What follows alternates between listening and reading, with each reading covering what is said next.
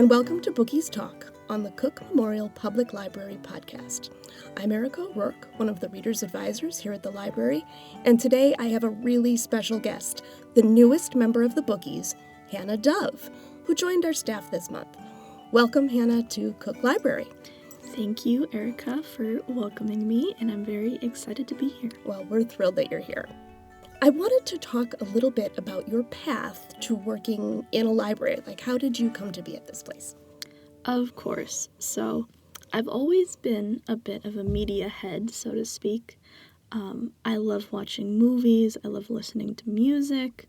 I loved reading books as a kid. And one of the main places that my mom would take me, other than all the bookstores in Chicago of her youth, and Evanston, don't leave Evanston out, is to the library. But I always knew that I would be working alongside art in some capacity. Mm-hmm. There are many different ways that my career path has taken me.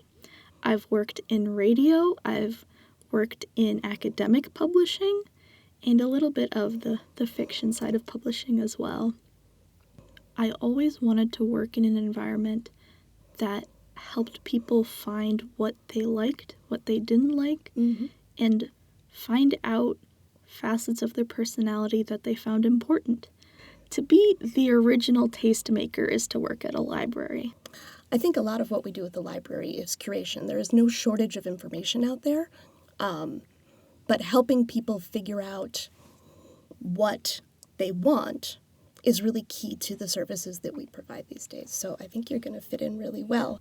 And I love that you have such a broad background because we are not just about books. Public libraries don't limit themselves to that anymore. Read, watch, listen is one of the things that we say around here a lot. And you clearly have a background in all of those things. I think it's going to be great. What sorts of books appeal to you? Growing up, I would consume anything and everything. I was a YA fiend.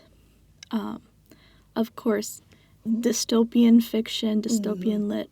I feel like I have the Hunger Games tattooed on the insides of my eyeballs. I've read it so many times. But currently, I'm very interested in literary fiction. I'm very interested in short stories. I try to read books from all over the world as well. Mm-hmm. I find that's incredibly important just to immerse yourself into different areas. Currently, I'm reading Bliss Montage by Ling Ma. Mm-hmm.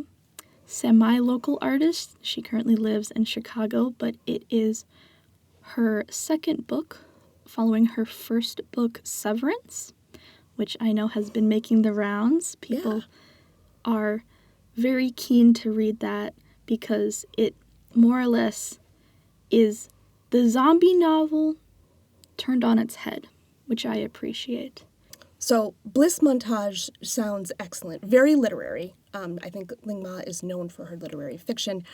Do you have like an all-time favorite or a desert island book, anything like that?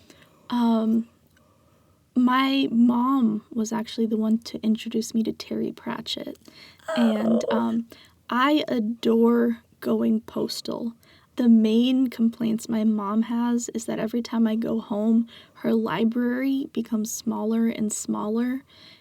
But Going Postal was very much a pivotal book for me because I realized that I love books that are funny and that books can be funny.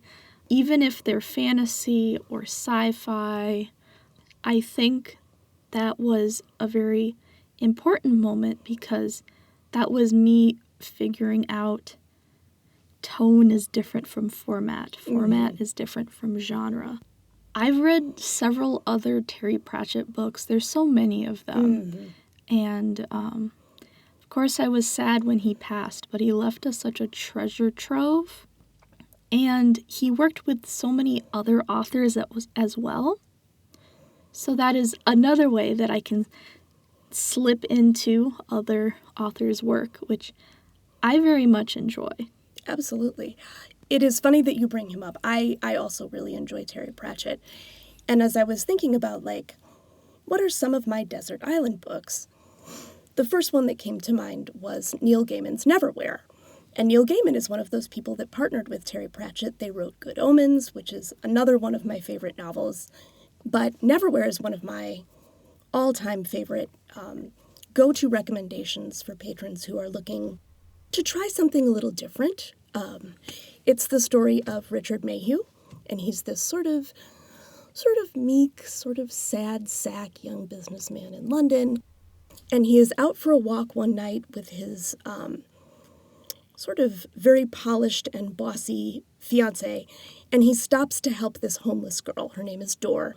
She then comes back to him for help later when she is trying to hide from assassins. And when he assists her in that escape, he becomes invisible to everyone in regular London, London above, and instead has to travel to London below, which is this an underground version of London with a lot of the same places, but it's very much got this sort of dark fairy tale, out of time feel to it.